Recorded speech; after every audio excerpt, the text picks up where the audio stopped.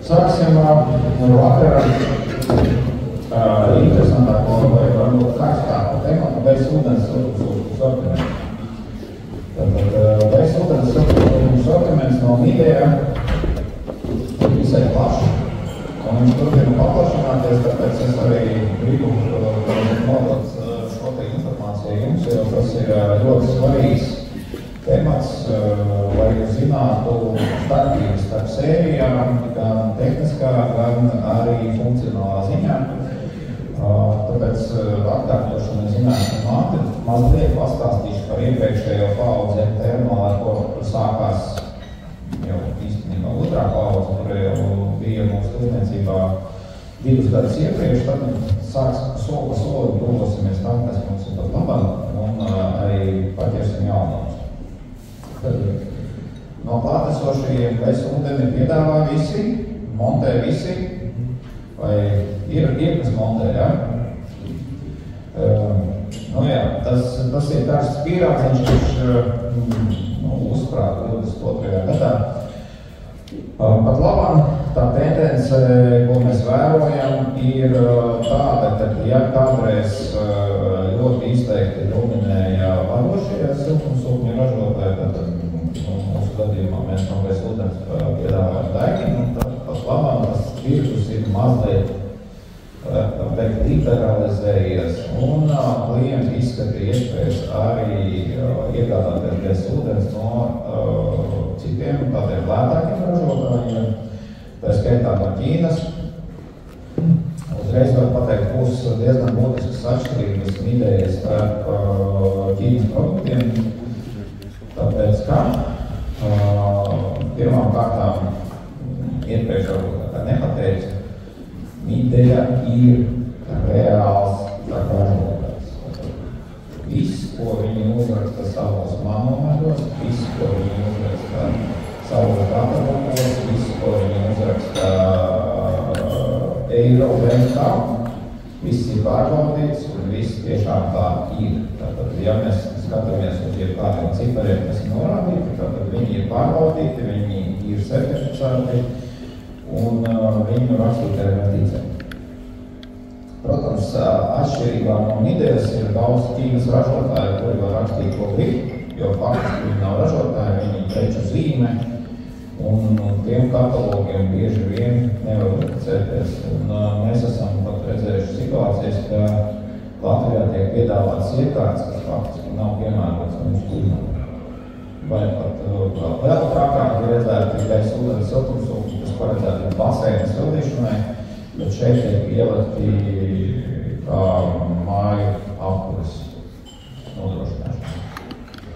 Tad, ja paskatāmies uz sēriju kopumā, tā ideja ir tāda, ka viens risinājums visām vajadzībām. Tad, ja paskatāmies sadzīves siltumsūkni, šāds te valsts mums bija iepriekšējā sērijā, tad viņš ir paredzēts, lai nodrošinātu privātmāju ar apkuri, pie kam vai tas būtu silto brīdu apkuras veids, radiātoru vai vakaru apkuras veids, neatkarīgi no tā, lai nodrošinātu mājassaimniecībā karsto ūdeni, dzesēšanu un visu to izdarīt ar vienu iekārtu. Tātad Midea savā iekārtā ir iegūvējusi algoritmus, lai jau vadītu visus šos te procesus. Ja paskatāmies uz produktu segmentu, Latvijā mēs piedāvājam šo te mazāko, mēs nepiedāvājam, tad sākot ar 4 līdz 16 kW termālu dalītā tipa iekārtas jau vienfāzi un trīsfāzi izpildījuma atkarībā no jaudas ir pieejamas Latvijā 2 gadus. Tas, ko mēs redzam, vairāk izpildījumā nekad, bet jau 4 gadi paskrējuši. Tas, ko mēs redzam, mums kalpo labi. Salīdzinoši ar citiem Ķīnas izstrādājumiem viņas ir plusas, un nekādu tādu būtisku problēmu ar klimatiskajiem apstākļiem viņiem nav. No iekštelpu modeļiem, protams, ka mums ir sienas tipa izpildījums hidrobloks, kuram var iespēt karstāvokļa sagatavošanu un mājas apkuri. Attiecīgi, servisa modeļi stāstīs mums, ka izaugt tos lēmumus, tad ieskaisimies vēlāk, es tad iziešu cauri sortimentam. Un hidrobloks mums mainās atkarībā no jaudas, un, protams, ir pieejama arī versija ar iebūvēto karsto ūdens tvertni, kur arī uzsvēršu viena būtiska atšķirība no citiem ražotājiem. Karstā ūdens tvertne būs nouzējušā tērauda, tāpat kā trauka ražotāji. Zinu, ka citi piedāvā emaliāts tvertnes iebūvētas siltums. Te ir būtisks priekšrocības, ja mēs skatāmies uz, piemēram, standarta māju un karstā ūdens sagatavošanu, tad ļoti daudziem mājās nav centralizēts karstais ūdens, bet ir sauss no ūduma vai no spicas. Lai viņi sagatavot atbilstoši mūsdienu prasībām, tiek pielikti sāls filtri, un tad sākās stāsts par amodiem, anodu ņemšanu, smirdošu ūdeni un tādā lietā. Ja mums ir neuzskaiša tērauda tvertne, nekādi amodi nav nepieciešami, līdz ar to šī problēma arī automātiski atkrīt.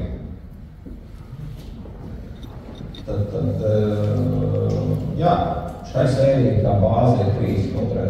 freons, tas ļauj mums sasniegt zemo temperatūru, tad iekārta paredzēta līdz 55 grādiem.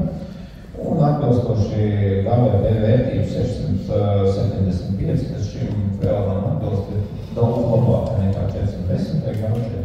Taču, ja paskatāmies ilgtermiņā, arī šī GVP vērtība Eiropā būs jāmazina. Visi, kas ir informēti no 27. gada 1. janvāra, iekārtas ar 32. ar GVP vērtību virs 600 vairs nevarēs ražot. Drīkstēs pārdot, bet ne pārdot. Tātad drīkstēs pārdot iekārtas, kas atrodas konkrētajā valstī. Tad nevarēs pārdot, piemēram, no Lietuvas uz Latviju, tad varēs Latvijā realizēt tās iekārtas, kas iepriekš ir iepirktas un atrodas Latvijā. Tāda ir Eiropas direktīva, lai mēs pārietu uz nākošo līmeni. Un kā nākošais līmenis, es jau iepriekš teicu, tas būs pārējie uz pat labam, tad visu ražotāju strādā pie tā, lai piedāvāt iekārtas Eiropā. Bet ar to vēlāk.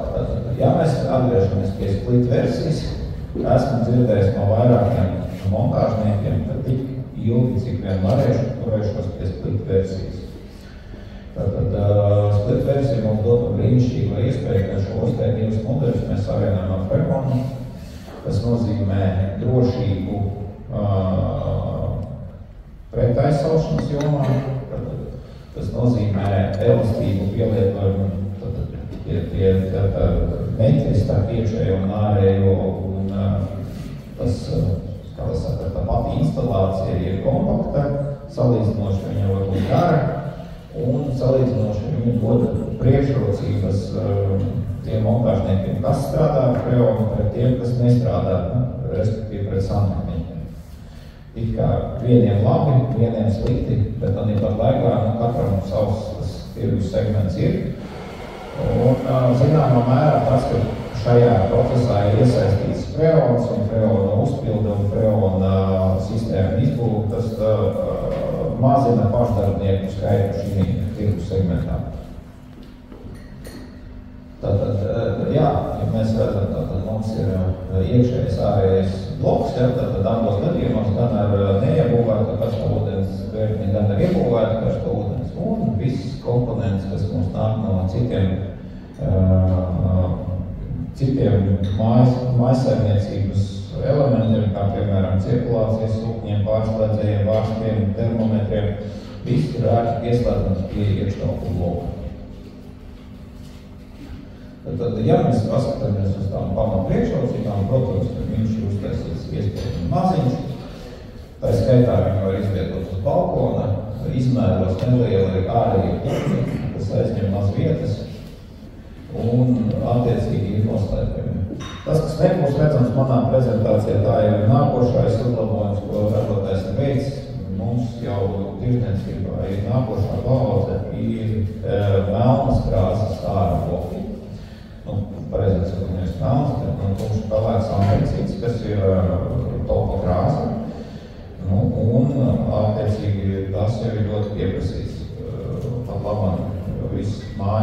tiek pieskaņots, viņš pieskaņots mājai, un ļoti labi patalpa izskatās un acīs vairs tā nekrīt. Iekštelpu bloku, protams, ideāliski tiek uzbūvēts tā, lai viņš saturētu visus gan hidrolikas komponentus, gan elektrolikas komponentus maksimāli, lai padarītu to visu labu. Gan apkalpojumu, gan arī pārskatā. Tad iekšējā blokā mums ir neliela izmērā izplašanās kvertnes, siltumainas, cirkulācijas sūknis viens un palīgsildītājs. Par palīgsildītājus arī gribētu speciāli akcentēt to, ka mēs necenšamies piedāvāt lētāko versiju standartā, jo, ja mēs skatāmies uz to palīgsildītāju un avārijas sildītāju, agrāk vai vēlāk vienāk brīdis, kad viņš jāsāk izmantot. Un ja mēs iedomājamies situāciju tagad, ka mums tiek uzstādīts 8 kW siltumsūknis, ar vienas pakāpes sildītāju 3 kW, tad varat iedomāties, kas notiek tādā brīdī, kad ir kaut kāds tehnisks traucējums siltumsūknim, tagad kaut apkārt, tad klients paliek 3 kW lielā salā, kas, protams, nespēja nodrošināt nekādu komfortu. Tad mēs cenšamies pasūtīt visas versijas ar ieguldētu 3 pakāpju sildītāju, 3, 6, 9 kW tās pakāpes un atbilstoši, kas sadalās uz 3 fāzēm, lai nebūtu liela amperāža.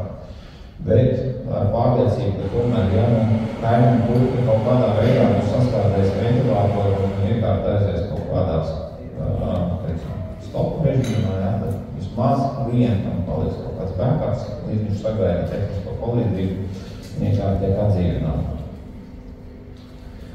Tas ir tas, uz ko mums tā pieredze ir jau 11 gadus, mēs zinām, kādas tās situācijas mēs būtu. Protams, ka lielākā iespējamība notika bojājumi, dienu pirms Ziemassvētkiem vai Ziemassvētku vakarā klienti izlasīja zvanu un būtu palīdzību. Protams, kā jau ar siltumsūkņiem, tad viss ir pamat jautājums klientiem, cik viņš ēdīs. Arī šeit mēs redzam, ka ražotājs strādā šajā virzienā un, lai nodrošinātu maksimālu efektivitāti, visām komponentiem tiek pievērsta pastiprināta uzmanība. Mums ir DC inverter kompresors, mums ir DC inverters sūknis, mums ir DC inverter motori ārā blokiem, kas nodrošina to, ka šīs te visas 3 komponentes var salātot tā, lai patērētu pēc iespējas mazāk enerģijas, ražojot siltumu. Mums nav fiksēto punktu un attiecīgi manevrējot ar visām šīm 3 komponentēm, ir algoritms, kā dabūt enerģiju iespējami īsā laikā un iespējami lētākā veidā.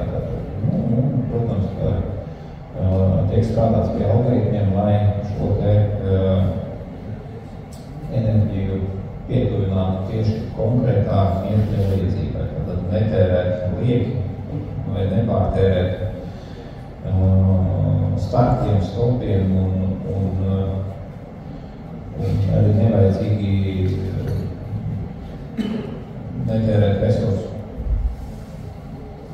Ja mēs paskatāmies, protams, uz enerģijas klasifikāciju, tad visas vidēji vikārtas jūs jebkurā mirklī varēsiet atrast Eiropas certifikācijas lapā. Vienalga kāda būs apakš modifikācija, bet viņas būs visas certificētas Eiropā.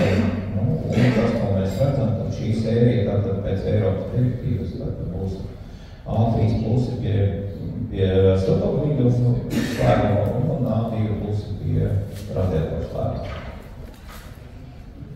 Tātad viss, ko viņi dara, ir caurskatāms, uzticams un nekādas, kā saka, manipulācijas ar datiem vai cipariem nenotiks. Tas, kas interesē patērētāju, protams, kas notiks, tad notiks. Tā ir šī zemākā temperatūra izteikta ļoti reti, ko tiek izmantot, bet, principā, arī rasttrends notiek, tad labāk tā kā siltās brīdis ļaujam izmantot. Jā, bet -25, tas ir tas punkts, ražotāja garantētais diapazons, līdz kuram iekārta reāli ir darbināma. Var pačukstēt, ka nekas nenotiek arī, kad ir -26 un -27, iekārta turpina strādāt, vienīgi tas nav, kas ražotāja garantētais diapazons. Nu, un attiecīgi karstā ūdens sagatavošana arī iespējama līdz +42 grādiem, kas ir diezgan ievērojama augsta temperatūra. Tad, ja jūs esat izveidojuši bloku uz jumta, piķu melnī jumta, tad mēs esam saskārušies ar situācijām, kad ir iekārta pārkarsta un viņi nevar vēl sildīt, ja ārā jau ir tik karsts. Tad tā situācija šī gadījumā ir novērsta, tad mums ir iespēja sildīt arī tad, kad ārā jau ir pāri pa 30 Latvijā, tas ir nonsens, jā, bet būs piķi melnie un tur ir vairāk. Tad arī mēs neviens viņus neslēp, viņus nevienmēr ir pieejami šādā datu tabulā, bet jebkurā gadījumā viņus ir pieejamas arī tabulu veidā. Ne šāda līkņa formātā, bet šie te punkti ir pieejami. Tas, ko mēs varam vērot, jā, jebkurā gadījumā, jebkurai iekārtai ar 3,2 gāzi pildīti ir krītums pie lieliem negatīvajām temperatūrām. Ar viņiem ir jāreikinās, tad jaunas krītums ir, un tāpēc mums šīs te blakus sildītājs vai piesildītājs, viņš agrāk vai vēlāk noderēs, lai kompensētu šo te krītumu vai novērst to vairāk.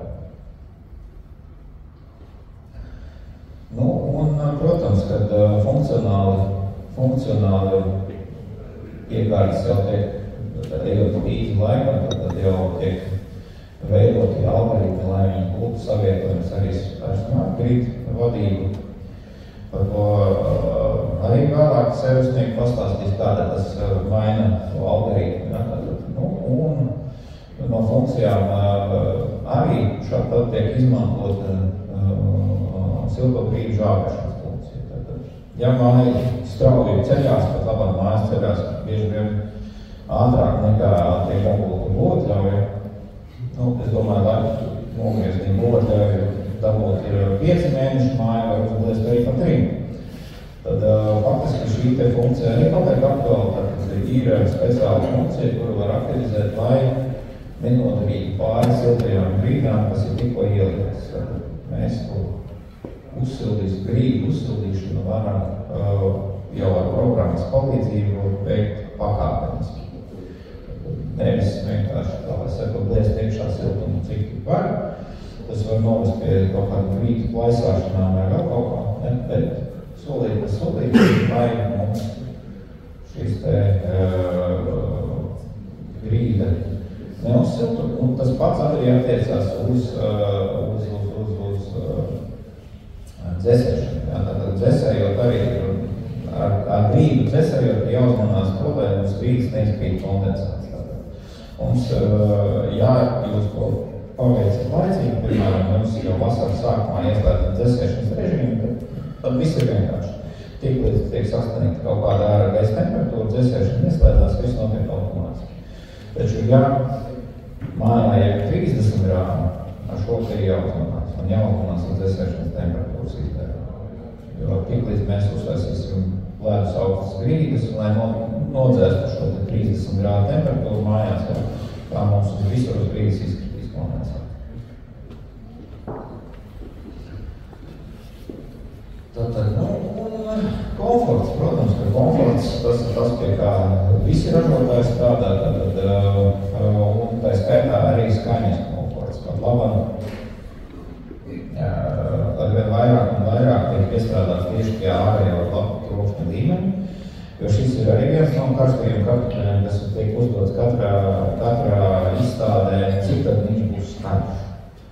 Vai viņi var no mājas 20 metrus projām aiznest, vai viņš traucēs kaimiņu, tad dabū paliek blīvāka, faktiski ļoti bieži siltumsūknis izvēlās arī rindu māju gadījumos, un ja mums ir tāds īpaši kašķīgs kaimiņš, tad faktiski ir arī piestrādāts silent mode algoritms, tātad, ja mēs sākam silent mode operation, tad mēs varam izvēlēties stundas, kurās mēs nomainām iekārtas darbības algoritmu, lai panāktu šo īpaši kluso darbību.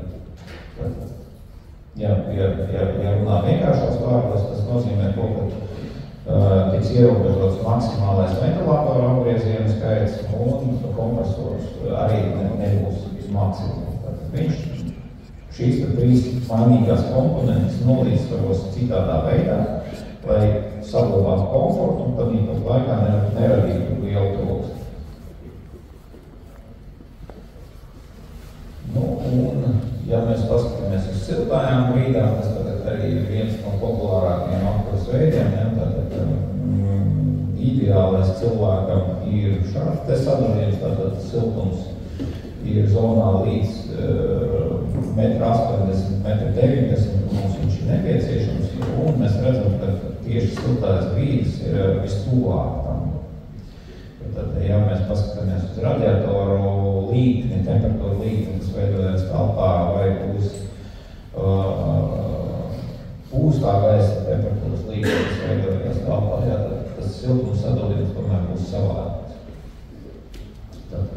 Ja ir kādreiz pārunas ar gala klientu, ko tad ierīkot radiatorus vai siltās grīdas, izmantojot šo slaidu, un es domāju, ka no 90% jums, ja klients principiāli nebūs siltās grīdas, tad varbūt nē, bet pa 90% klients pamainīs savas domas par labu siltajām grīdām. Tad, ko tas nozīmē siltumsūknim? Tā ir papildus ekonomija naudā katru dienu. Jo zemāk padarīs temperatūra, jo zemāk ir ietekme. Jo lielākās padarīs temperatūras siltumsūkni, tas attiecās arī tā skaitā uz augstās temperatūras siltumsūkņiem. Tad pa katru grādu uz leju ir jāpacīnās. Ja mēs pacīnāmies par to grādu uz leju, tas dod ekonomiju ilgtermiņā.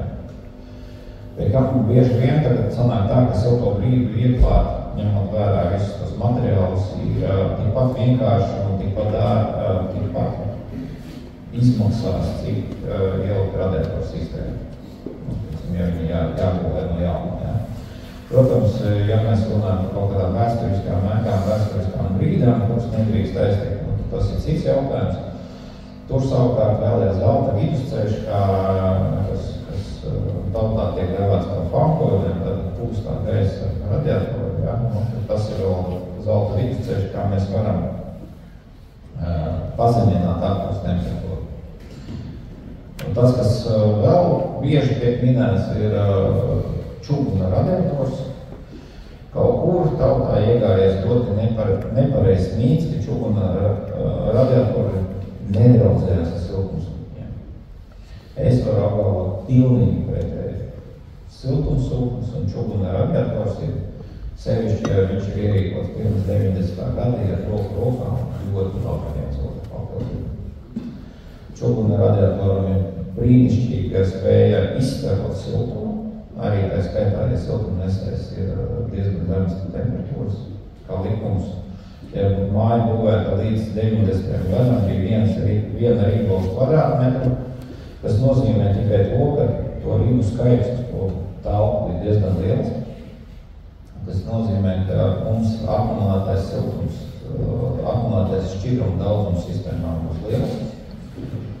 Atšķirībā no tā laika, kad tas tika būvēts, siltumsūknis nodrošinās apkuri visu cauri dienai, līdz ar to tā nepieciešamā temperatūra, kas, ja kādreiz tas radiators bija rēķināts, ka viņā tiks dots 60 grādi, tad iegūst 2-3 stundas un tālāk radiators dziest, tad tagad tas siltumsūkni tiek kaut kādi aptuveni 45-48 grādi, un ar to pietiek arī pie -20, lai telpa būtu siltuma. Paildzinoties apkuras laikam, mēs varam samazināt nepieciešamo padeves temperatūru. Un komforts vienkārši, es esmu uzturējies, ļoti patīk. Tā kā apmēram iet telpā nūrīt. Tāda sajūta, ka siltums ir, bet no kurienes viņš nāk īsti saprast nevar. Nu, jā, par to pielietojumu. Tātad, ja mēs paskatāmies uz to pielietojumu, tad standartā iekārta var vadīt vairākas zonas. Tas ir tas patīkamais, ko ražotājs ir iekļāvis, tad faktiski bez papildus aksesuāriem, bet nepiepērkot papildus nekādas vadības plakas. Iekārta spēja vadīt apkuras sagatavošanu pamatlokam, maisītam lokam, no saules enerģijas, un tā skaitā vēl vadīt arī karstā ūdens recirkulāciju. Līdz 4 slupņiem un arī akumulācijas slēpums. Tas arī ir standartā pieejams. Vadības iespējas ir ļoti plašas. Šis ir slaids no iepriekšējā parauga displeja, tur mums stāv zelta koferīts, tā ir jaunākās paudzes displeja, kurā var redzēt jau šīs nebūtības citādā veidā. Displejs ir padarīts lietotājiem mērtāks un arī krāsains. Iespējas modificēt apkuri pa stundām, vadīt cirkulācijas sūkļus un visu pārējo ir daudz plašākas nekā citiem. Man bija pārsteigums, ļoti liels pārsteigums, ka ir daži ražotāji, kuriem vēl šobrīd nav pieejams līknes. Man bija ļoti liels pārsteigums. Tiešām? Jā, tiešām. Tas, ko nozīmē lietotājiem? Paliek siltāks, eju regulēt vairāk. Paliek augstāk, eju regulēt mazāk. Reāli no pirmās dienas, kopš mēs piedāvājam vidējas siltumsūkņiem līkni, bijis vienmēr standartā, pie kā viņam ir sanāk tātad vairākas līknes pieejamas ražotāji izstrādāts. Tāpat laikā var uzģenerēt savai mājai piemērotu līkni. Tas nav nekas sarežģīts, tātad mēs iedodam 2 punktus un atbilstoši šiem punktiem mēs personalizējam līkni. Gan sildīšanai, gan desēšanai mēs varam personalizēt līkni. Tātad, kā piemēra, siltajām brīdām parasti tiek izveidota līkne, tātad pie plus 15, kad sākās apkuras sezona, mēs iedodam 25 grādus, un pie minus 20 mēs iedodam 35 grādus. Atbilstoši no šiem 2 punktiem iekārta izveido līkni, un mainoties ārā gaisa temperatūra, tad vienkārši mainās padeļas nepieciešamā temperatūra. Liekam nav jāskaita siltāk, augstāk un jādara. Tad šis ir tas algoritms par smart grid ieslēgumu. Tātad mums ir vairāki režīmi iespējami, un šeit ir paskaidrojums, kā mainās iekārtas darbība, ja mēs šos te smart grid gribam izmantot. Teikšu uzreiz, Latvijā ne pārāk populārs pakalpojums, jo lielākā klientu daļa tomēr neizmanto biežas tarifas un pat labam es šim te tādu plašāku pielietojumu neredzu. Ja kādam tas plašāk interesēs, tad atbilstoši var iedziļināt šo jautājumā. Viņam ir iegūlēts? Viņš spēja nolasīt, cik marko kontrolēt cenas? Viņam ir servisnieks stāstījis, viņam ir sausie kontakti. Tad attiecīgi, kādam jādod signāli. Jā. Viņam sausie kontakti, attiecīgi kontakti saslēdot, viņš saprot, kas notiek. Bet viņš var mainīt algoritmus, un tur bija tas paskaidrojums vēl, kā viņš maina algoritmus. Izējot no tā, kādu signālu viņš saņem. Šī gan ir iespēja, ko izmanto gan rīzi katrs. Tad aplikācija vadība. Manā izpratnē ļoti ērta aplikācija, ļoti labi intuitīvi pārskatāma.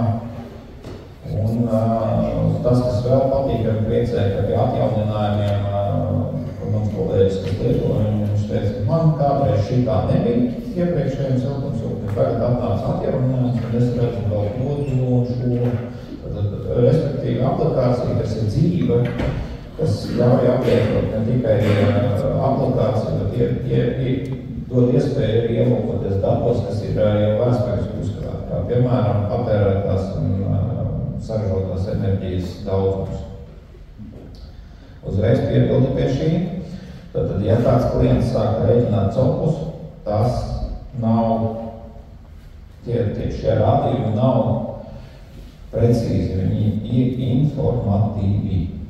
Nevar viņus izmantot copu rēķināšanai, un vēl nezinu, kas tie ir informatīvi dati, jo nevienā no siltumsūkņiem, ne no šī, ne no cita ražotāja nav iegūvēts enerģijas mērītājs, respektīvi enerģijas uzskaita. Enerģijas uzskaita, kas ir patērētā enerģija, viņi tiek kalkulēta, nevis uzskaitīta reāli.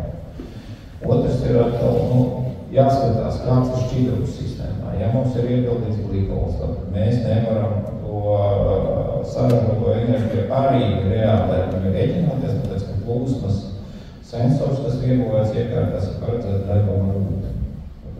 Atkal būs neprecizitāte. Bet viņš ir informatīvs un viņš ir pieejams. Tas, kas ikdienā ir ļoti noderīgi, tad, protams, ir kontrols iespēja paskatīties attālināti, vai viss ir kārtībā, vai nav kaut kāda braucējumu sistēmā, vai, piemēram, pārslēgt režīmus. Ja mēs paskatāmies, mēs varam kontrolēt arī, vai mums ir ieslēgts silent režīms, vai mēs varam dažādi vienkārši attālināt, jau nomainīt darbības režīmus, lai varētu panākt savu vēlamo efektu. Kā piemēram, ļoti izplatīts ir mainīt darbības režīmus uz savas prombūtas laikā. Mēs aizbraucam atvaļinājumā, tad dienu pirms mēs varam, kā es saku, ieslēgt iekārt jau komforta režīmā, lai atgriežoties mūsu mājumūsu datoru. Un, protams, kas attiecās uz montāžu, par visu ir padomāts, trašu garumu diezgan gari, tātad 15 metri un 20 metri, tātad bez papildus uzpildīšanas līdz 15 metriem. Mans ieteikums nepārcensties ar attālinātu bloku novietošanu, jo, ja mēs iedomājamies situāciju, mūsu bloks stāv 15 metri aiz mājas sienas, tad pieļaujamies trašu garums ir 30 metri, ir bijuši gadījumi, reāli no dzīves. Blokus arhitekts negribu viņus redzēt, aiznes projām. Ko tas nozīmē? Tas nozīmē, tādā laikā, kad jūs gribēsiet sildīt karstu ūdeni, viņam ne tikai jāuzsilda karstais ūdens, bet viņam jāizsilda visa prasa. Un tas prasa papildus enerģiju un papildus laiku. Un tādā brīdī, kad gala klients sāk teikt, ka viņam karstais ūdens sildās ļoti ilgi, tad dizainers vairs nav klāt un viņam vairs neinteresē. Galvenais, ka labi izskatās. Jā. Un arī ar visām tām garajām trasēm, tad uzmanamies ar prāšu vilcījumiem, uzmanamies ar pildījumiem, tad nepaļaujamies uz to, ka iekārta rūs, tad viss notiksies. Tātad pievēršam uzmanību reāli daudzumiem. Un pat vienreiz bija tā, ka pievēršam uzmanību diametriem. Tas, ka jums nav tā rokai vajadzīga diametra cauri, tas klientam ilgtermiņā atspēlēsies.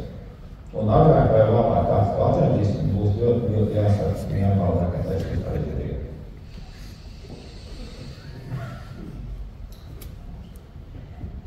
Jautājumi par termo sēriju.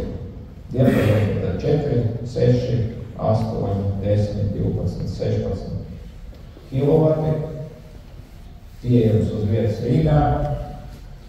Braucam, paskatam, ņemam. Jā. Mazajā mājā ir tikai Dievs kaut kāds risinājums 30 uz 50 kvadrātu bez būvē. Hidrauliskajās schēmās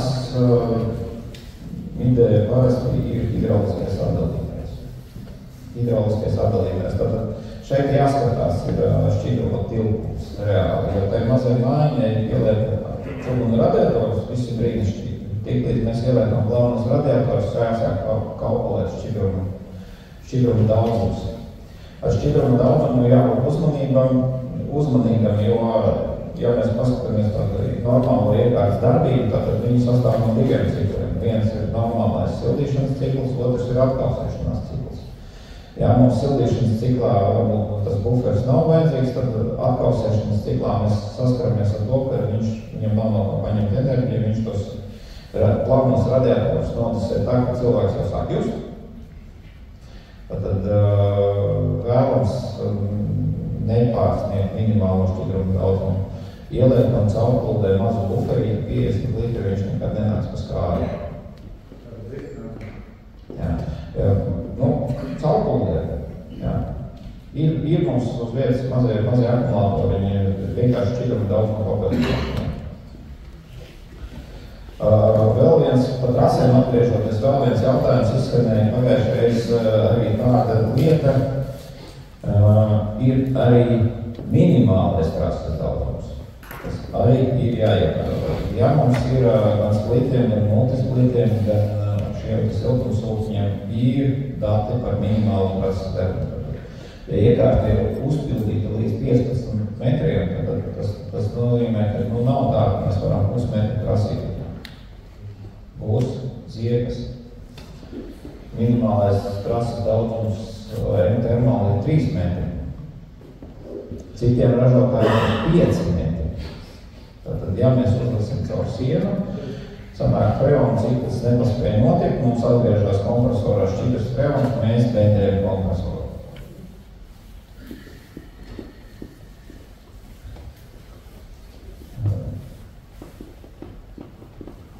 Ja mēs ejam soli tālāk, es līdz pusdienām gribētu izņemt visu vēsu ūdens mūsu sortimentu, tad mēs nonākam pie nākošā soļa, nākošā pakāpe ražotāja izstrādēs ir M-Thermal Natura sērija.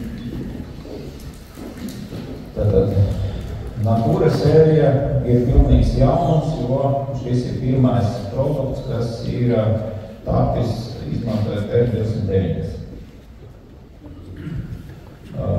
Tātad, ja mēs paskatāmies uz to principiālo pielietojumu, tad mums ir tieši tāds pats mērķis, tad ar vienu iekārtu nodrošināt ēku gan ar karsto ūdeni, gan ar apkuri, gan ar dzesēšanu. Turklāt šis augstuma aģents ļauj mums sasniegt jaunas robežas, tātad ar propānu, saspiestu propānu palīdzību mēs varam no iekārtas dabūt krietni augstākas temperatūras pārākus.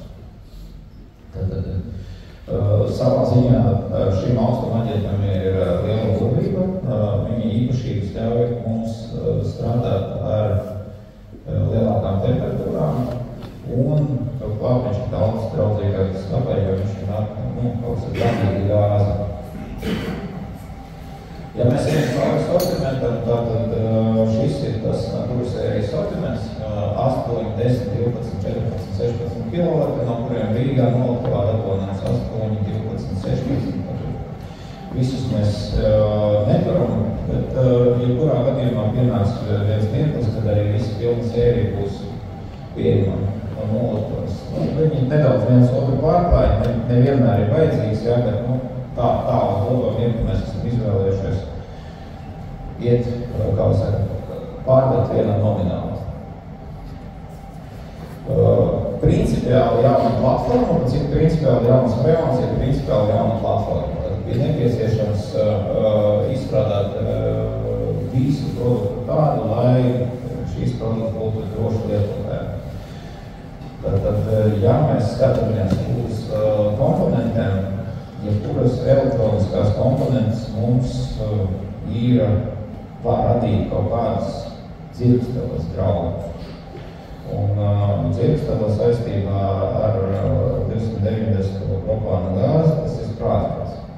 Arī pie zināmām gaisa un gāzes attiecībām, tad šīs var novest pie sprādzieniem, līdz ar to ražotājiem ir jāizstrādā un jāizmanto jauni tipa visas komponents, kas ir faktiski sprādzienu drošas, jeb pasargāts no dzirkstolas radīšanas draudiem.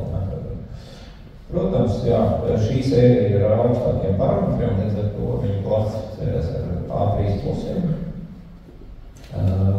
Izmantotais augstuma aģents, tātad GVP vērtība ir 3, tātad viņš ir ilgtermiņā tiks izmantots arī pēc 27. gada ražošanā. Nu, un šeit būs dažas lietas, kas tika izmainītas, lai šo te produktu padarītu drošāku. Tas ir pirmām kārtām, kā jau es minēju, tātad komponents, kas ir sprādzienu drošas. Tātad mums ir visas plates un elektriskie komponenti būs noslēgti atsevišķos, termiņš izskatās pēc čemodāna, bet atsevišķās kārbās, kastēs, kas faktiski ir vēl viens, kā lai saka, drošības līmenis, kad mums gāze neiekļūs viņos, jā, un līdz ar to vēl viens, kā lai saka, papildus šķērslis dzirksteles veidošanās. Tātad mums ir jauna tipa siltummaiņa, mums ir jauna tipa drošības sistēma, tā skaitā arī šķīdruma daļā. Kāpēc tas tā ir? Tad tas skaidrojums ir pavisam vienkārši. Ja nosacījumi ir tādi, ka gāze nedrīkst iekļūt mājā, tad plīstot, piemēram, vai sasaldējot siltummaiņu, mums daļa gāzes var iekļūt šķidrumā un tādā veidā nokļūt mājā. Tātad mums ir papildus drošības komponents, lai pēc iespējas izslēgtu gāzes, iespēja, ka gāze nokļūst mājās, tātad pasargāt rezultātu. Tātad, ja mēs paskatāmies uz darbības diapazonu, tad mums atkal jākonstatē, ka tātad mīnus 25, tātad gan plus 35 ir iespējama ārgaisa temperatūra, tātad visi kārtībā sildīšanas nodrošināšanai, plus 46, mīnus 25 ir diapazons dzēsēšanas karstā ūdens sagatavošanai, un dzēsēšanas diapazons ir pat vēl lielāks. Salīdzinoši ar iepriekšējo.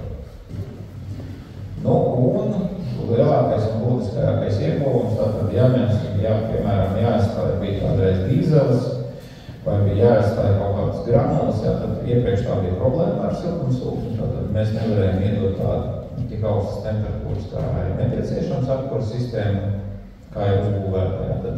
Pat labāk tā nav problēma. Tad 80 grādu padarē, tas ir pilnīgi pietiek, lai aizstātu jebkuru siltuma avotu, kas iepriekš tika izmantots, vai tā ir ceļāla, vai dīzeles, gāze, propāns, fenolkas. Atbilstoši tā, kas ir pozitīvais, protams, ir tas, ka mēs varam nodrošināt arī izmantot pirmām kārtām iepriekš izmantot to karstūdens tvērtni, tātad karstūdens tvērtni nevienmēr būs jāmaina. Un 70 grādi mums ļauj tvērtnē uzturēt to, ka arī tiem cilvēkiem, kas paniski baidās no legionellas, vai kuru boilers, piemēram, ir mazāks nekā nepieciešams ģimenes vajadzībai, jo jāšķaida daudz ar augstu ūdeni, tad šeit tāda iespēja pastāv. Mēs izmantojam mazāku boileri, turam viņā augstāku temperatūru, un līdz ar to sašķaidot lielāku augstā ūdens daudzumu iegūstam kopēji daudz vairāk karstā ūdens. Protams, par visiem šiem te grādiem būs jāmaksā. Tad šis neatšķir iepriekšējā likuma, jo zemāk temperatūra, jo mazāk patērija.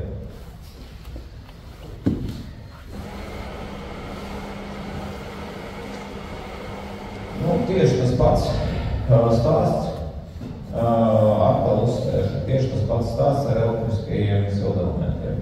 Tā kā šī propāna bāze neļauj mums iekļūt iekšā ēkā, tad pēc būtības visas šīs uz propāna balstītās iekārtas būs monobloki. Monobloks, kā likums, ir iekārta, kurā ir sapāsts tik daudz, ka nekam vairs nav vietas. Līdz ar to ļoti daudzi, tie, kas skatās kā tiešie konkurenti midēji, daudzi nulnīmi, izvēlās vai nelikt elektrisko sildītāju, kas Eiropai varbūt ir tīri piedāvājums, vai ielikt minimālu elektrisko sildītāju 3 kW. Iepriekš jau teicu, ka būs 3 kW, jārā būs mīnus 20, un mums ir 250 vairāk māju. Neko. Mūsu risinājums ar to, ka mēs esam panākuši, ka mūsu reģionam mēs liekam tikai un vienīgi 9 kW sildītāju, kur mēs tad attiecīgi varam ierobežot, ja tāda nepieciešamība ir, vai izmantot 1, 2 vai visus 3 soļus. Tad plus vēl ir ne tikai aizsaušanas draugu novēršana, bet arī iespēja arī izmantot plašāk iespējas manipulēt ar dažādiem siltuma elementiem. Tad mēs varam skatīties, pie kādiem apstākļiem iekārt pārslēdzās uz citu siltuma avotu, piemēram, tāda nepieciešamība ir, vai mēs gribam iekārtas resursus saglabāt, vai mēs gribam pāriet uz citu siltumu. Tāda iespēja arī pastāv. Šis ir iepriekš, ko es stāstīju, tad iespēja arī paskatīties, kādas mums ir vajadzības, tad, kad mūs nav mājās. Un pasargāt, protams, arī sistēmas no aizsaušanas. Tieši es neatkārtošos slaidi dēļ, dažādām iekārtām var atkārtoties, un tas, kas mani patīkami pārsteidz, es nezināju, kad sāku gatavot prezentācijas, arī pats uzzināju daudz par jaunu, tad ir piespiedu apkausēšanās. Tad faktiski tas ir vairāk stāsts par to, ka, ja mēs ilgstoši neesam bijuši vai neesam izmantojuši iekārta ir ieputināta vai iekārta nav darba spējīga uzreiz, mums ir iespēja palaist atkausēšanās režīmu pirms iekārtas darbības, un attiecīgi sagatavot iekārtu eksploatāciju. Tas ir tā funkcija, nav vajadzīga ikdienā, taču tad, kad viņu visvairāk vajag, tad parasti montāžnieks konstatē, ka tās funkcijas vienkārši nav. Vai arī viņi nav pīrīgi.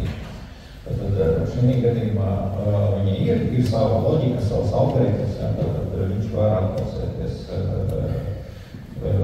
arī piespiedu kārtā.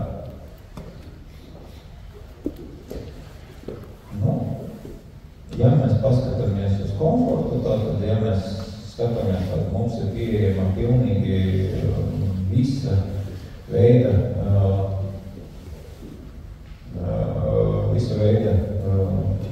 visas līknes, kas iepriekš rādīja, tad pilnīgi piemērojami mūsu apstākļiem.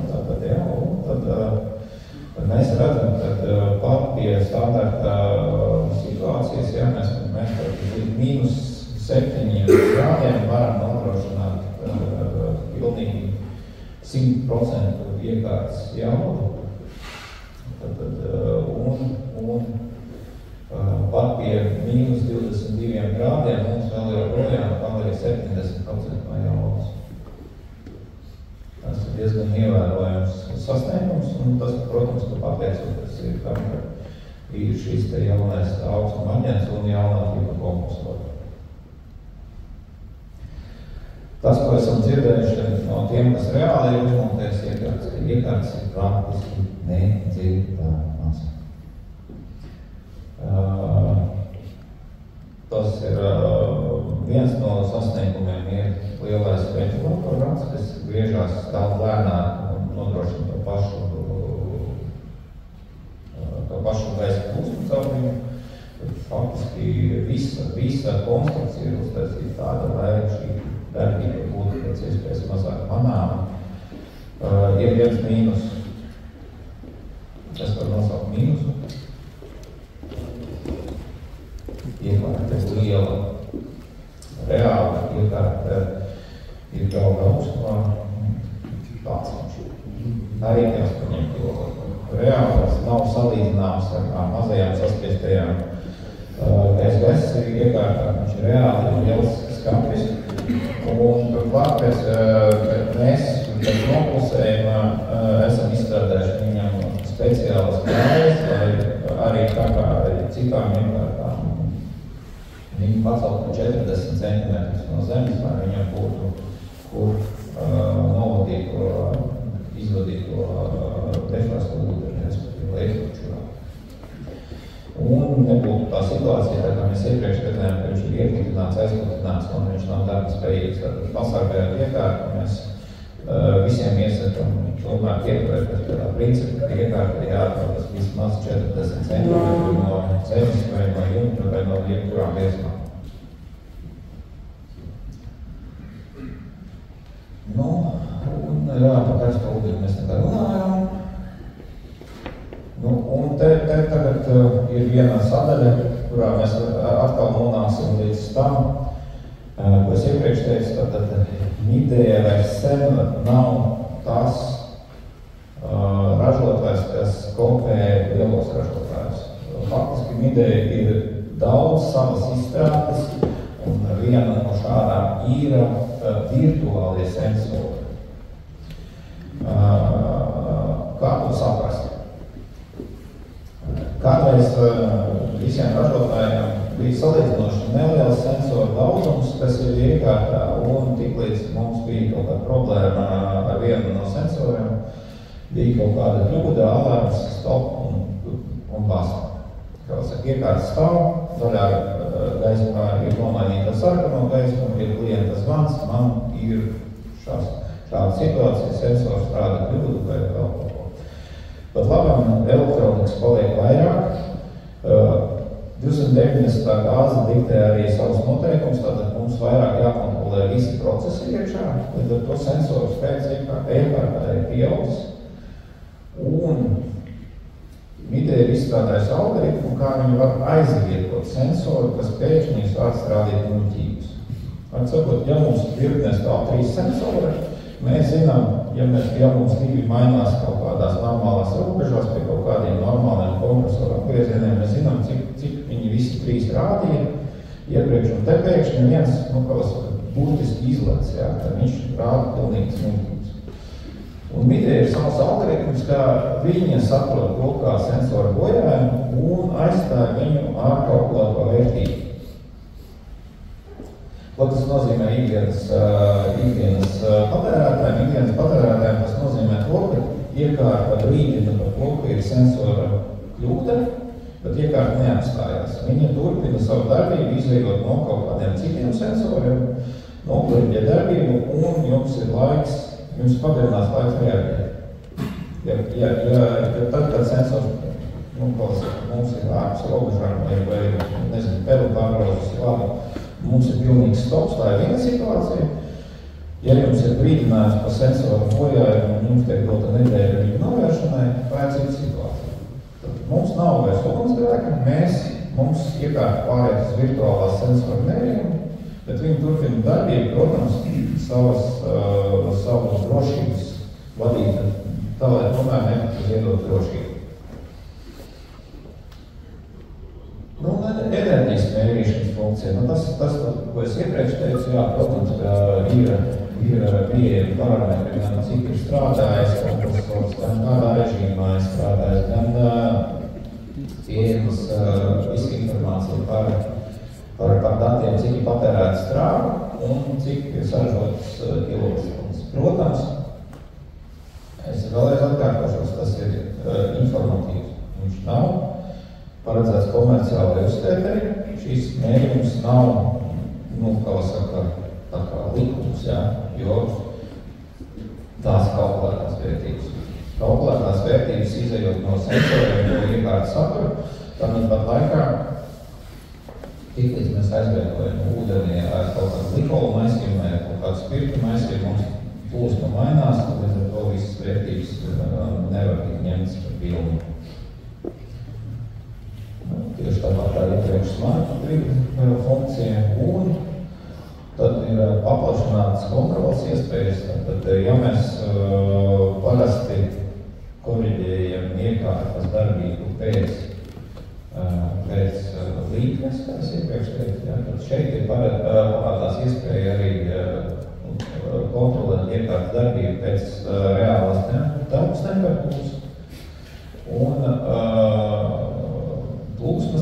temperatūras un ārējie devēji, pēc skaitā arī ārējie devēji. Tās vadības iespējas ir visai plašas un par viņām nav nekas jāpiemaksā, viņas jau standarta konsultācijai pieejas. Un tieši tāpat arī ar visām programmām, tātad, kad mēs gribam, ko mēs gribam, kādas mēs gribam grafikus veidot.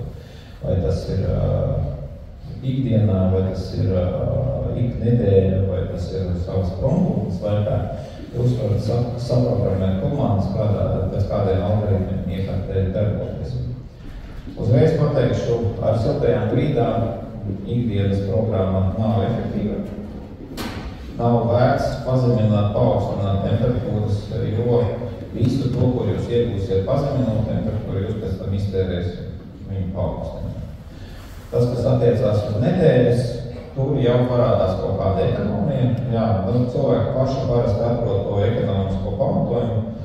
Cik man tā pieredze rāda, ar siltajām grīdām tas ir tā, ja jūs 4 dienas neesat, piemēram, pirmdienu, ceturtdienu, piekdienu, 4 dienas neesat reāli, un 3 dienas esat, jā, tad faktiski parādās vienmēr pazemināt telpās temperatūru par kaut kādiem 2-3 grādiem.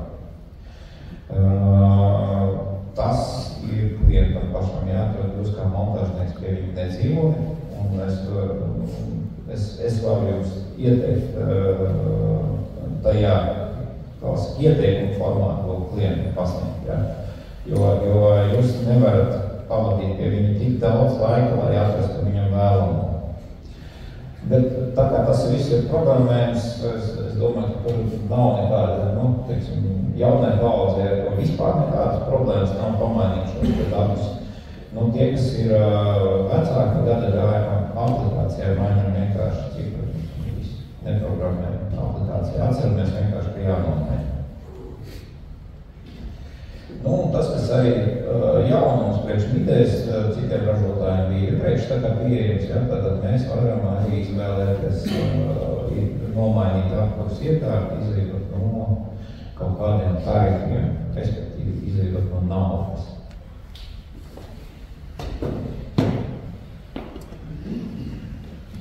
Man patīk arī šis, kad jūs attālināti varat pārslēgt. Mums nav nekur jābrauc, mums vienkārši attālināti varat pārslēgt. Tagad es gribu, lai iedarbojās galvas kartes. Tad tas ir ļoti labi, ja to visu var samanedžēt,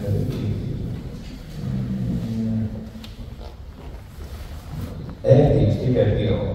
Faktiski, ja mēs redzam, ka ir bojājums, tad tas notiek automātiski, protams, iekārt neļaus sasaukt mājojumu, ja, bet tas, kad jūs varat mainīt spēles noteikumus, izveidot ieraudumu, tad biežāk notiekusies cena, tur līdz tā, ka tev piemaksājām, tad tu vari pilsaka izmantot, lai viņu maksimāli tajā stundā izmantot.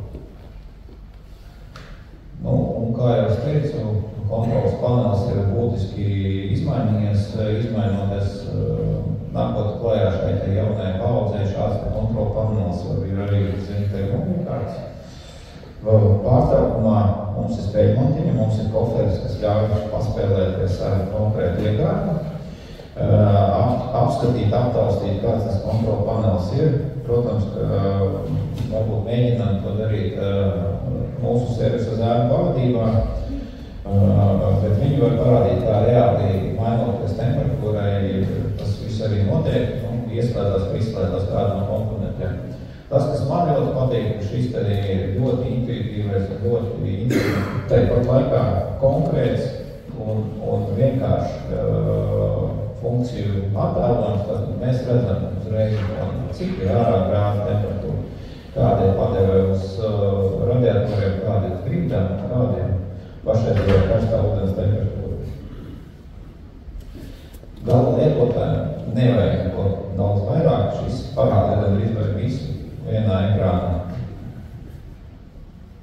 Un, protams, dzīve paliek sarežģītāk, piesātinātāk ar elektronikām un arī vadības iespējām, pat labam tās attēlu sistēmas ienāk ne tikai biznesā, bet arī tādās dārgākās vai tādās ekskluzīvākās privātmājās. Uzreiz var pateikt, ka iespējami ir kastādes kontrole un ir iespēja arī ieskatīties pie montozētas komunikācijas protokolu atkal atkārtošas bez papildus naudas ieguldījumiem. Reāli tas notiek. Vienkārši pieslēdzot kameru, nolasot adresāciju, mums ir iespēja kaut ko viņu centralizēt caur DMS sistēmu. Tad arī aplikācijas vadības iespēja un tas, kas ir arī vēlāk servisnieki pateiks, pastāstīs pievērsīsies šī te, ir tā jaunā arī platforma, kas veidojās, kad jūs kā instalātors varat pārvaldīt savas instalācijas. Tad jūs kā instalātors varat pārvaldīt lielāku skaitu instalāciju. Un tātad no tām varat pārvaldīt attiecīgi nebraucot uz objektu, paskatoties, ieskatoties datos.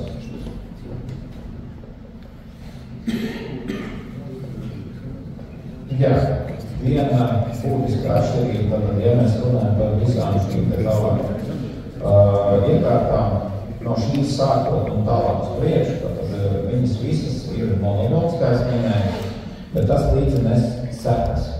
Un sekas ir tādas, ka visas komponentes, lai cik mēs gribētu būvēt sarežģītu vai vienkāršāku hidrolikas sistēmu, tas nozīmē, ka mums visi šie termināli atrodas ārpusē. Un pieslēgumi, kas ir jāveic, viņi jāveic pie ārpusē.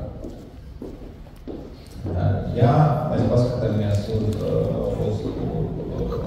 vadības iespējas ir tieši tādas pašas kā M-termo, kur mēs varam vadīt vairākus sūkņus, vairākus strīdētnieks, ir pieslēgumi termināli un uz jāizlo.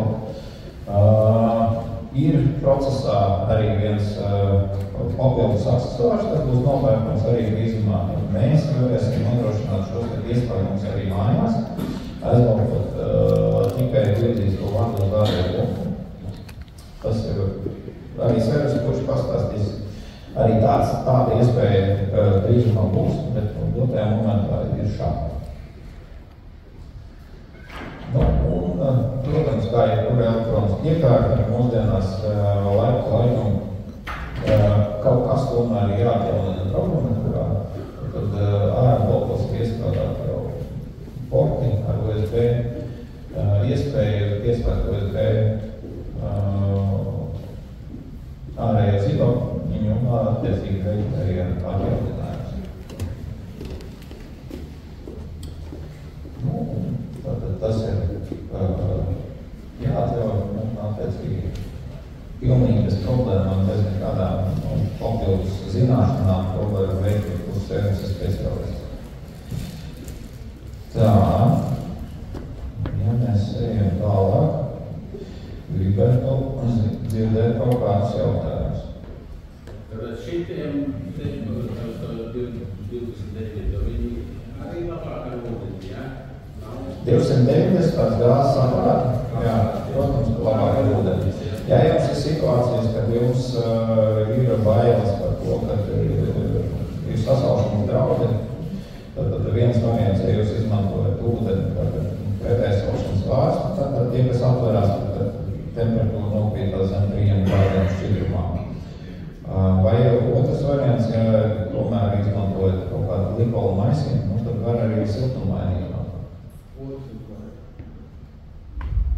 Jā? Tad var taisīt glikolu, ciklonu un pārējos ūdeni. Jā.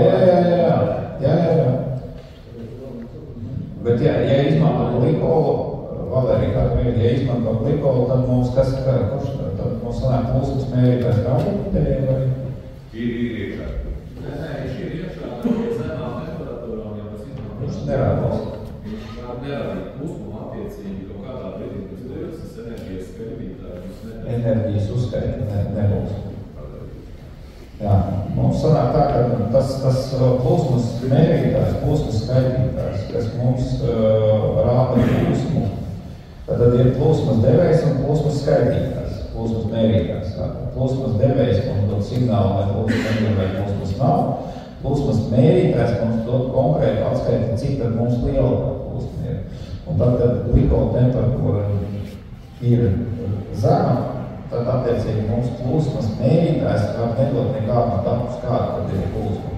Un ko tas nozīmē? Tas nozīmē, ka visa uzskaita ir neprecīza. Tad ja viņš nedod datus par plūsmu, viņš nevar mums pateikt, cik tās enerģijas tiek pārnestas. Līdz ar to mums visa enerģijas uzskaita vispār nav izmantojama kā tāda.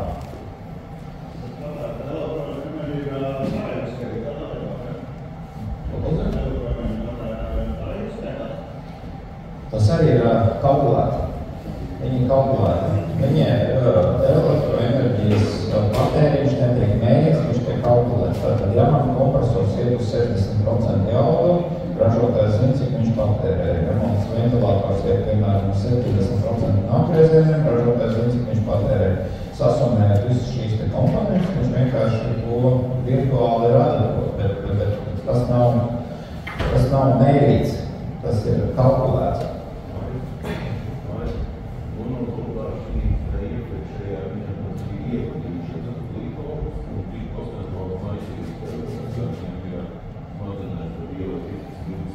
Jā, ja viņš nerādīs par plūsmu, viņš nevarēs par visu būt.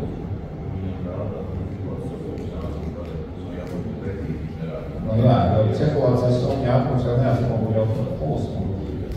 Jo, ja mums ir lielas sistēmas pretestība, viņš iespējams rāda vienu plūsmu, ja mums maza pretestība, piemēram, hidrauliskais atdalītājs, tur pēc metra, pēc diviem, jā, tā ir cita plūsma.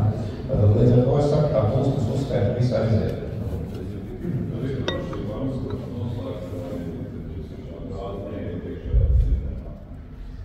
Tur ir drošība, jā, tur ir gāzes servisnieks.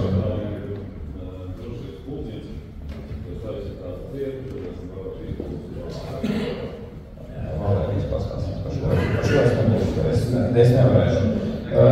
Nekāda nostāda klāsta nav ieietos, bet tur ir atgaisotājs, kas gadījumā jau strādās neizsmēs noiet sistēmā, vienkārši iziet ar atgaisotāju jādod.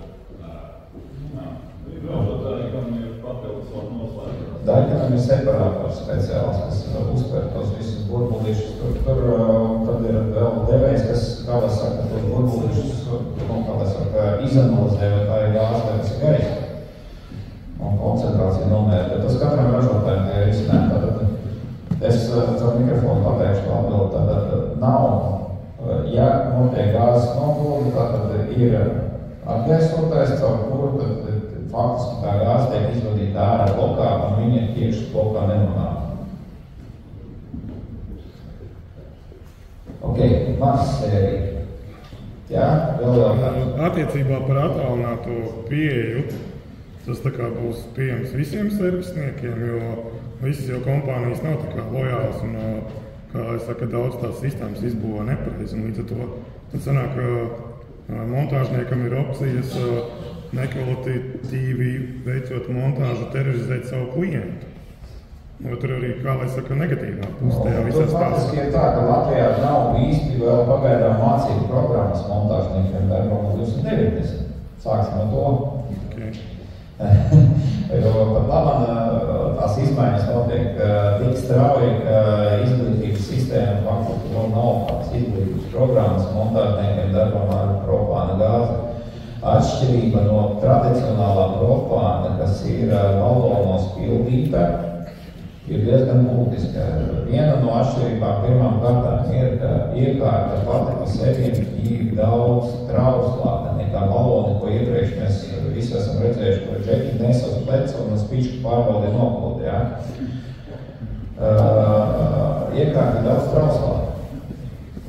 Realitāte ir tāda, ka propāns, kas ir iekšā sistēmā, ir bez piedevām. Tas nozīmē, ka viņam nav smaržas. Propānam raksturīgās smaržas nebūs piemērotas.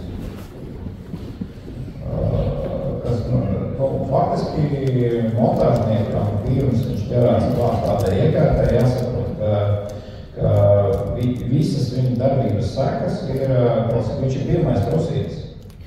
Nu, vienkārši dzirdēti daudz stāsti, kur... Būs dabīga atlasē. Tie, kas nebūs uzmanīgi, tie uzmanīgi. Runa par tiem gadījumiem.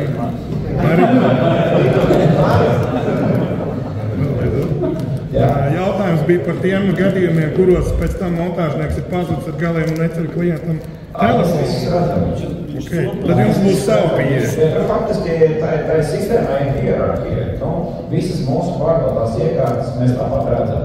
Mēs redzam, kas viņi montēs un kā viņi montēs. Respektīvi, mēs redzam to, kas ir ievadījis tos visus datus. Tad, respektīvi, kopējā montāžas kvalitāte Latvijā uzlabosies.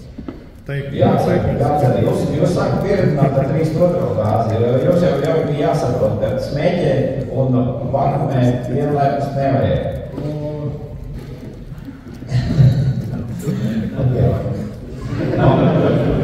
Malsam tālāk. Nē, protams, jā, viņš ir sen aizmirst gāzi, jā, bet viņu 70. izmantoja siltums. Vienkārši tā gāzu.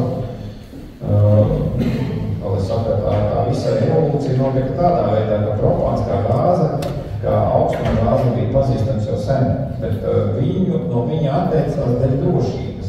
Tagad mēs apmetām kūleni, mēs dēļ zaļā kursa, un galvas ar to drošību višķīt, galvas ar to, protams, tehnoloģiju gājas uz priekšu, visa veida tehnika pagājas uz priekšu, mēs atgriežamies pie tāda īstamā, bet tāpēc, ka viņš ir zaļš. Par instrumentiem arī servisnieki stāstīja, tad instrumentus arī, ja jūs gribat tādas iekārtas servisēt un tādas iekārtas arī uzstādīt, atbilstoši izvēlamies instrumentus. Bez citas tev. Labi, ejam tālāk. Lai pusdienas saprāt, mums ir jāiekļaujas laikā, lai šāpīs pusdienā. Jums nenetrauc.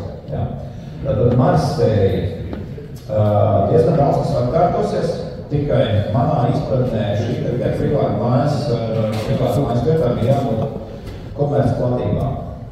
Jo realitāte ir tāda, ir arī mums privāta mājas, ka trūkstots un vairāk kvadrātmetriem, bet realitāte ir, ka es redzu šīm te aparātam pielietojumu tieši komerces segmentā, tāpēc, ka tā jauda, kas mums ir pieejama, ir 26 un uz augšu līdz 35 kW. Tad 35 kW vai nu mēs papildinām 600 kvadrātmetru privātu māju rakteru, vai nu mēs ejam uz komerces platību. Tās atkal var būt nolūkot telpas, tās var būt kaut kādas ofisa telpas, vai, piemēram, telpas, kas aprīkotas ar šādiem esošiem pulteniem, kurus klients negrib mainīt, viņš grib nomainīt rakteru savu. Šeit, kur mums ir izdarība.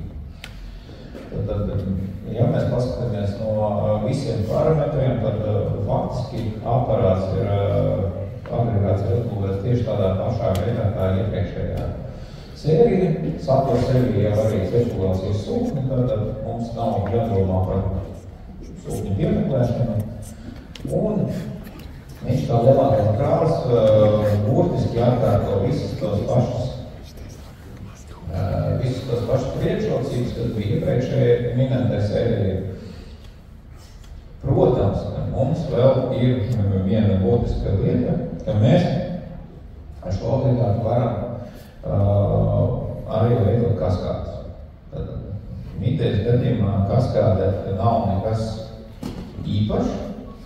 Faktiski ar 2 slēgtlīšiem sastādama lieta, un jūs varat vienu iekārtu padarīt par galveno, pārējās padarīt par pakārtotajām iekārtām. Ja mēs paskatāmies, te mūsu darbības diapazona limits ir attēlots pišķi savādākā grafiskā veidā.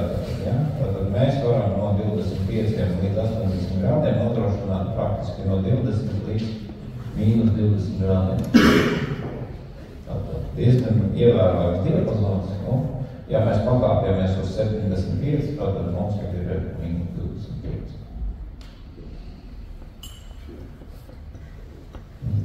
Tieši tas pats mums notiek arī ar karstu ūdeni. Protams, ka ar karstiem ūdeniem sasniedzam pārnesa siltumainas, attiecīgi mēs nevaram sasniegt to pašu, bet ļoti ievērojami parametri, kas atkal atkārtošos ļauj aizstārt jebkuru iepriekš izmantoto apkurs veidu. Tad ir klienti, kuriem zaļais kurs ir ļoti svarīgi, kuriem saka, neskatās, cik tas maksā. Viņiem ir no augšas zaļais kurs, un tad mēs pārējām uz zaļāku enerģiju. Protams, ir arī dzēsēšanas iespēja. Dzēsēšanas iespēja nevienmēr tiek izmantot, bet mēs standartā viņu piedāvājam. Jūs arī varat to pamatot kā vienu no argumentiem, kāpēc klientam jāmaina varbūt tas iekārtos siltums. Tas, ko es redzu, tas ļoti svarīgs parametrs, cik tā ātrāk atbalsta, lai man būtu nepārtrauktais siltums. Sevišķi, ja tas ir ventilācijā, tad to var diezgan jūtīt mums kaut kādā brīdī, kad izplatās atbalsēšanās, un mums tā siltā gaisa plūsma vairs nav tik silta. Tad, lai nejustu augstu gaisa plūsmu, tad mēs varam izmantot šo iekārtu, un tas desēšanas cikls arī šeit iestrādās, lai viņš būtu iespējami īsi.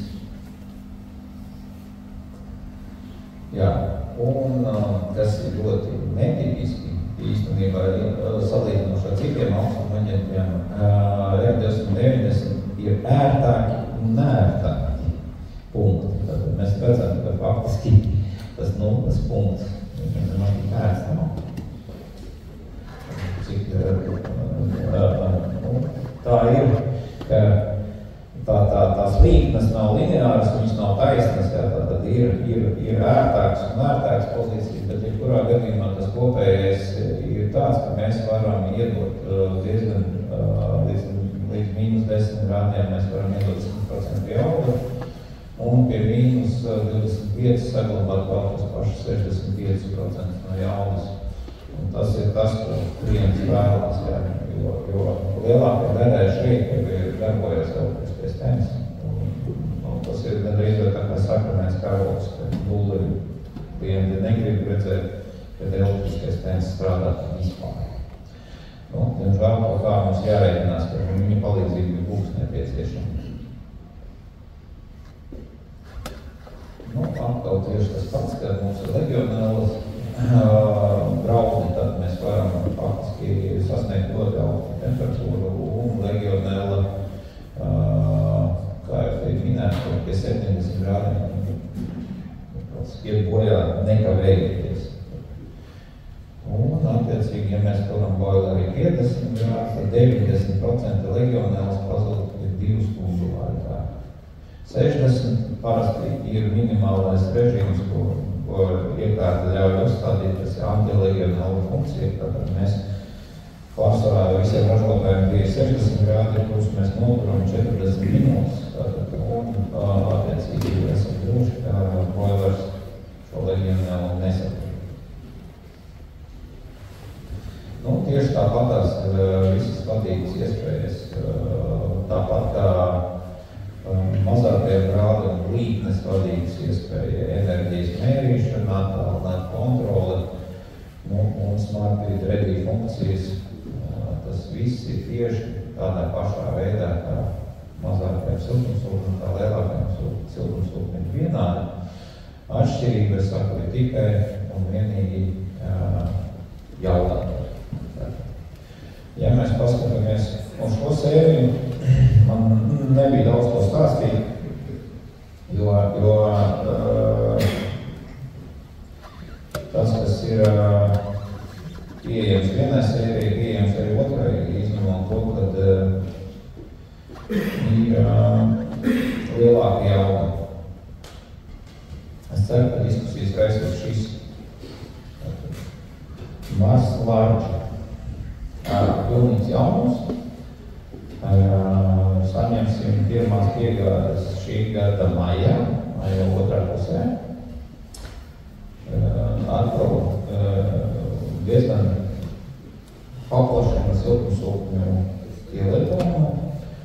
Un es ceru, ka tuvākajā laikā būs jau kaut kādi reāli objekti, kur tiks izmontēti. Jo Mars un NATO sevi jau pieejami nokavējuši. Es domāju, ka daudz jau ir montējuši, redzējuši, taustījuši un likuši.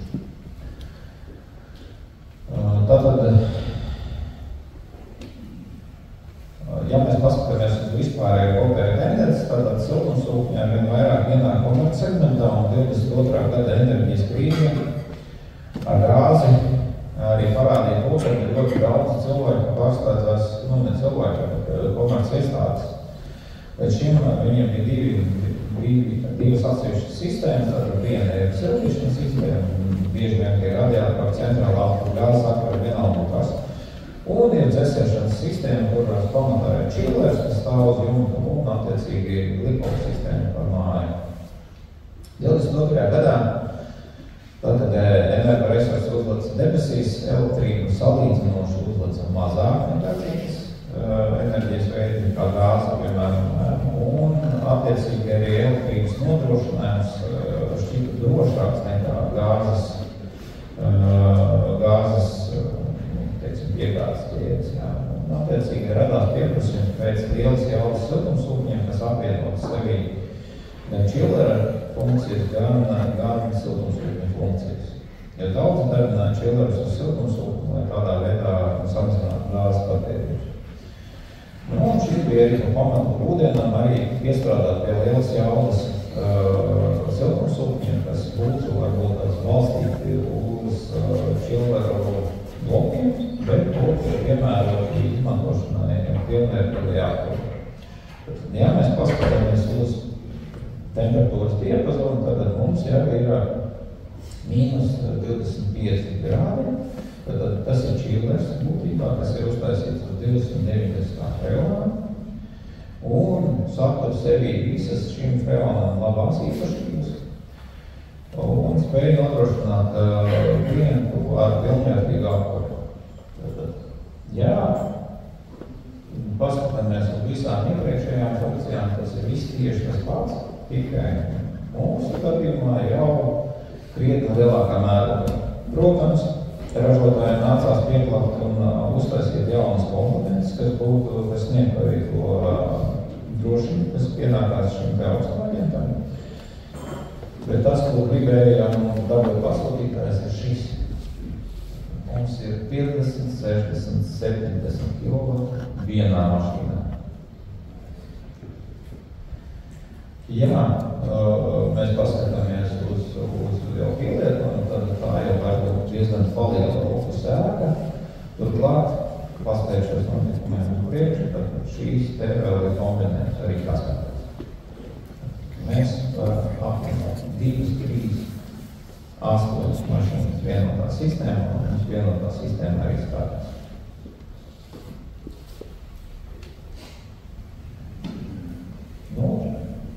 Pie sildīšanas dzēsēšanas līdnēm mums maz par piesieties, mēs atkal iekūstam tieši to pašu, ka mums ir pie mīnus 25 vēl 70% jaudas. Tad tas nodrošina to, ka mēs varam pilnvērtīgi sildīt pat mūsu platuma grādos arī pie lieliem ekstrēmiem saldiem. Un arī dzēsēšanas līdnes būs jaunas. Salīdzinoši neko no dzēsēšanas mēs nezaudējam pārējot uz šo te augstumaņiem. Pat faktiski viņš ļaujās arī, kā saka, nedrīz vai vieglās saldēšanas režīmā nesīt. Praktiski mēs varam aizstāt esošos lielas jaudas čillerus ar šādu te kaskādīgu un klientu nodrošināt ko sildīšanu un gan starpsezonā, gan arī kā pamatā ziemā. Un, protams, ka jaunākās paudzes kompresori ir ar gāzes ieskatināšanas principu apgādāti, un tas ir, lai varētu dabūt arī zemo temperatūru, jā, un attiecīgi lielu jaudu pat pie lieliem mīnusiem.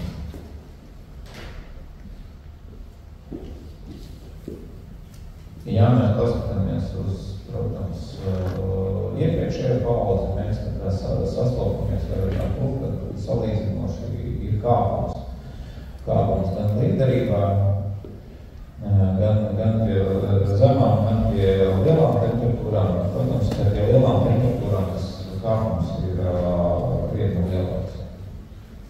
Arī tas pats princips jāievēro, jo faktiski, jo vairāk mēs gribam izspiest no viena minimēra mašīnas, tad jo tā liederība varbūt būs mazāk, bet jebkurā gadījumā visi šī trīs nomināli, tad iekārtas izmēri savā starpā nemainās, tad mainās tikai jaudu un spēju izģenerēt.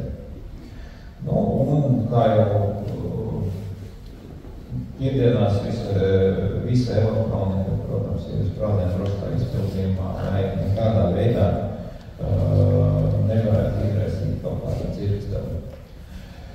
Kas ir ļoti būtiski īstenībā, ir šīs te dubultā darbības sistēma. Tad, ja mēs paskatāmies uz iekārtu, tad viņi jau paredzēta komerciālām vajadzībām, un komerciālām vajadzībām tas nozīmē, viņi pakļaut jūsu biznesa risks vai faktiski jūsu biznesa veiksmē pakļaut iekārtas darbību. Ja jums būs nepiemēroti apstākļi ofisā, visdrīzāk darbinieki negribēs nākt uz ofisu, un līdz ar to jūsu biznesa no tā cietīs, vai, piemēram, ja kafejnīcā nevarēs nodrošināt vajadzīgos apstākļus, būs pa karstu vai pa augstu, ja klienti, kā saka, negribēs nākt. Ja. Nu, te ir dubultā drošība, tad, ja mums faktiski kaut kas notiek ar vienu kompresoru vai ar vienu no ventilatoriem, tomēr tās te ir tā iespēja, ka mums otrs aizvieto. Nu, pie kaskādas slēguma mums tas vairs nav tik svarīgi, jo kaskāda jau pat pa sevi nozīmē to, ka mums viena iekārta, otra iekārta savstarpēji dalās ar jādām un ar aizvieto vienu otru. Protams, kas ir ļoti svarīgi, ir tā kondensāta novadīšana, kā jau es minēju, tas ir viena no centrālajām lietām, pie kā jāpiedomā sevišķi mūsu reģionā, tāpēc, ka tad, kad ārā ir mīnus vai plus mīnus 0 vai vieglais mīnus un gaisa ļoti mitrs, mums rodās ļoti liels apsalums ap šīm te lamanēm, jā, un attiecīgi mums jāizdomā sistēma, lai viņi pilnībā droši atbrīvotu no ledus, kas tur rodās. Nu, un te ir arī parādīts, ka iekārta paralēli tik saspēta līdz 8 iekārtām.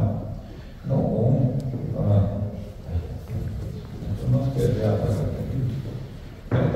un attiecīgi ir visas komponentes pieejamas un gan remontam, gan atkalpošanai, ja tāds nepieciešams.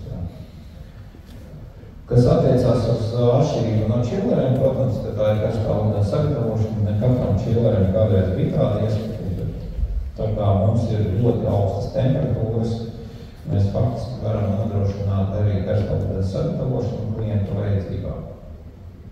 Ar vienu un to pašu iekārtu.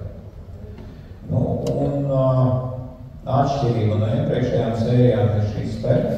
Tad, ja iepriekšējās sērijās siltums tika iegūlēts no ražotāja, tad Mars Lārķa sērijai ir iespēja pieslēgt gan fiksētu, gan invertētu siltums ārējos. Jo, ja mēs veidojam kaskādu, varbūt mums nav jēga taisīt, ka katram ir savs siltums, tad mēs taisam vienu centralizētu siltumus, nodrošina arī visus kaskādas dalībniekus ar plūksmu.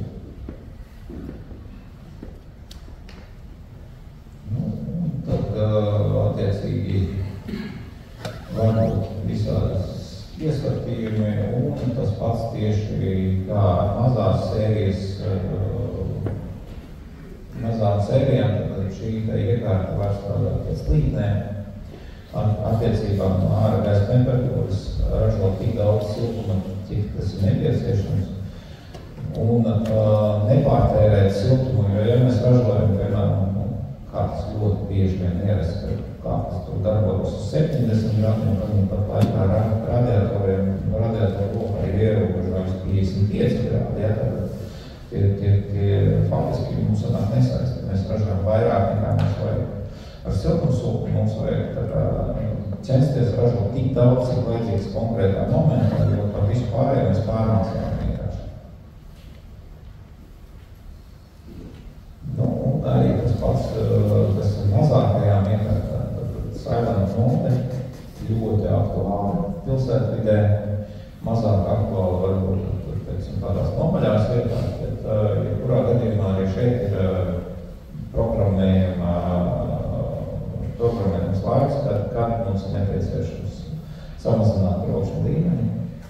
Nu, komercdarbībā tas ir diezgan vienkārši. Mums komercdarbībā viss notiek dienas laikā, nakts laikā. Mums faktiski mēs varam arī pazemināt temperatūru un no tā nekas nemainīsies. Īsti ieskats tādā standarta slēgumā, tad, protams, ir iespēja vadīt arī ārējos siltelementus, kurus mēs varam arī izmantot sistēmas papildināšanai, arī aizstāšanai. Nu, atbilstoši izskatās, ka ir iespēja vadīt arī divus dažādus temperatūru blokus, bufertvērtnes un karstaldienas sagatavošanu. Vienkārši, salīdzinoši viss ir vienkārši. Tieši tāpat kā ar mazajām sistēmām, tikai lielākā mērogā. Protams, ka pie šādiem projektiem es ieteiktu tomēr griezties pie projektētājiem, lai izskaidrotu plūsmas. Tā būtiskā atšķirība ir caurpūde un delta tēmē. Delta siltumsūkņiem nekad nepārsniegs 10 grādus. Siltumsūknis nekāpinās jaudu, kamēr nebūs noņemšanas. Līdz ar to te ir jāsabalansē šīs dalas ar šo galu. Ja šajā galā mēs varam kalkulēt delta T 10, 15, 20 grādus, tad šī galā mēs varam pieļaut tikai 10. Jo man bieži vien jautā, kāpēc viņš nekāpina jaudu. Es jūtu, ka siltumsūknis neiet pilnā jaudā. Man ir baigais deficīts, man māja nosauc, bet siltumsūknis negriežās pilnā jaudā. Viņš negriezīs, jo viņš šeit ieturās pie 10 grādiem. Ja mums delta mājas galā varbūt 20, viņš nekāpinās jaudā, kamēr viņš pamazāk par mājas galīs. Nu, un, protams, ka ir iespēja vadīt arī ārējās komponentes. Ir iespēja vadīt, kā jūs minējāt, gan ārējos sūkņus, gan ārējos termostatus, gan ārējos R010, tāpat laikā ar parastajiem kontraktoriem. Tas viss ir paredzēts praktiski no montāžas viedokļa diezgan vienkārši. Nu, no manas puses, tāpēc es būtu izstāstījis jautājumu par Mars plāniem, pielietojumu. Jā. Par delta T. Jā.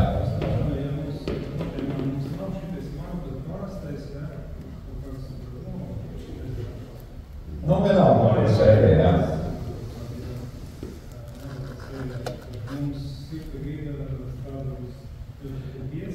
Jā.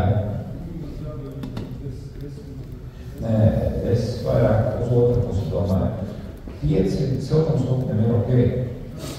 5 ir ok. Nevar būt vairāk kā 10. Jā. Jo, piemēram, ja mēs izvēlamies, šim varētu būt kaut kā 25-30 km uz maksimālo ventilātoru, ja viņš iegriežas. Ja mēs šo iegriezīsim uz maksimālo ventilātoru apgriezieniem un galā stāvēs siltumsūknis, mums veidojās šī galā delta 20-30 grādi var veidoties. Ja? Nu, teiksim, ja šī telpa nosilps, nu, teik plus 5, ja? Mums izveidosies tik liela delta siltumsūknis, nevar pārdzesēt freonu. Ja? Sanāk viņam savs freonu cikliskā nodrošina.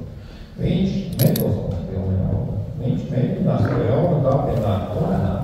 Bet nekā nedos vai pakāpeniski? Viņš pakāpeniski kāpinās tikai pa jaudu. Viņš neizies uz pilniem, piemēram, kad galā būs siltumsūknis ar 40 kW, viņš sāks ar 20 kW. Jo viņš nevar nodrošināt kādu dēļ. Jā, pamazām viņš aizies arī tā. Vienkārši, jo pamazām iesils delta samazinās.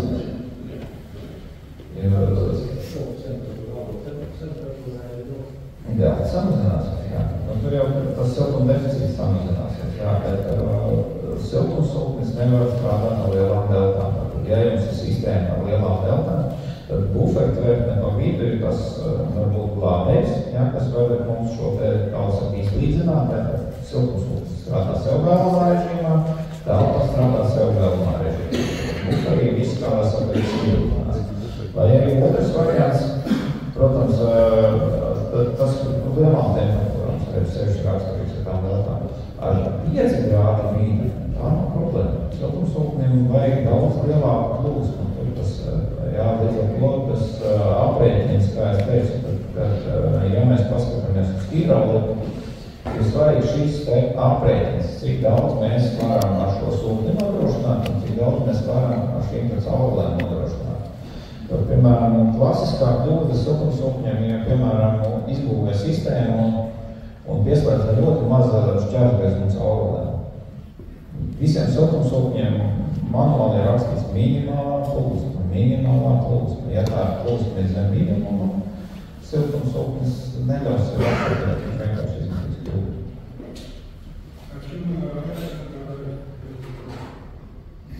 Jo tām plūsmām ir tā, ka tas viss ir saistīts ar freonu siltumu noņemšanu, siltumu augstumu noņemšanu. Jā, siltumsūknis ir savs režīms. Ja viņš nesakrīt ar mājas režīmu, tad jādomā vai no hidrauliskais atdalītājs, vai no bufertvertnes. Radiatoriem standartā iestatījumā delta T10. Jā. Jā, ja pārāk maza delta veidojas, viņš samazina kompresoru atgriezienus un slēdēs ārā. Ja pārāk maza delta paliek, viņš saprot, ka viss ir sasaistīts. Man nekas nav jādara vairāk. Pārāk maza delta veidojas tādā brīdī, kad mums viss ir sasaistīts, piemēram, ļoti daudz termogālas jau ir aizvērušās, mums ir palikusi kaut kāda trešdaļa vai pat mazāk no siltuma noņēmējiem. Delta samazinās, pirmais, ko viņš dara, viņš samazina kompresoru apgriezienus, tātad viņš aiziet zem savā minimumā, viņš saprot, ka arī ar minimālu ir pa daudz, viņš pārvēršas par runām. Viņš vienkārši izslēdzās ārā, pēc kaut kāda laika patestē plūsmu un slēdzās iekšā, ja ir nepieciešamība. Ja nav nepieciešamība, jo turējām stāvā.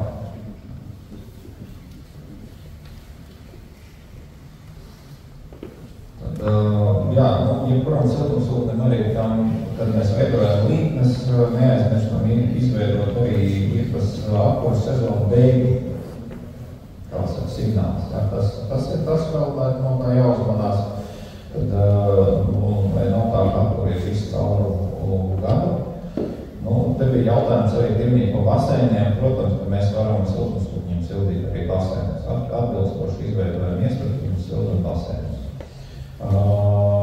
Ja nemaldos, varbūt servisnieki man pārlabos, man liekas, ka standarta iestatījumos mums nebija pulti. Nav, jā. Mums nav basēna iestatījumi, tad mēs māram siltumsūkni, pasakām, ka mums jāsilda visu cauru gadu. Atbilstoši uztaisam ventīļu sistēmu, kas aiziet uz basēnu, un tad uzliekam basēnas laikā fiksēto temperatūru, lai viņš aiziet uz basēnu sildīšanā. Vai arī būs izbūvējam basēnu sildīšanu kā radiatoru loku un pasakam, ka radiatoru loks jāsilda ar fiksētu temperatūru visu cauru gadu. Tādā veidā mēs dabūjam basēnu sildīšanu.